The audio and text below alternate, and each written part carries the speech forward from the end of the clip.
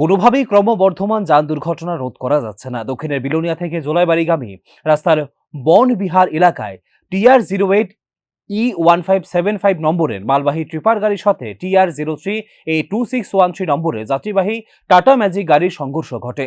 এই সংঘর্ষের পরিপ্রেক্ষিতে টাটা ম্যাজিকে থাকা 5 জন যাত্রী আহত হন। দুর্ঘটনার খবর পেয়ে দমকলের কর্মীরা ঘটনাস্থলে গিয়ে আহতদের উদ্ধার করে মুহুরীপুর প্রাথমিক স্বাস্থ্য কেন্দ্রে নিয়ে গেলে কর্তব্যরত চিকিৎসক আহতদের মধ্যে 3 জনকে উন্নত চিকিৎসার জন্য শান্তিরবাজার জেলা হাসপাতালে রেফার করে দেন। এটা একটা ম্যাজিক অ্যাক্সিডেন্ট হয়েছিল। এটা খুব সম্ভবত বিলোনিয়া টু যে জুলাইবাড়ি রোডটা আছে ওই রোডের মাঝেই অ্যাক্সিডেন্টটা হয়। মোটামুটি আমাদের এখানে আসে 1টা নাগাদ অ্যাক্সিডেন্টের রোগীগুলোকে নিয়ে জুলাইবাড়ি ফায়ার সার্ভিস থেকে ওনারা আসেন। এখানে আমরা প্রথমত 5টা পেশেন্টকে পাই। তো 5টা পেশেন্টের মাথাতে ইনজুরি ছিল, কারোর হাতে ইনজুরি ছিল, কারোর মুখে ইনজুরি ছিল।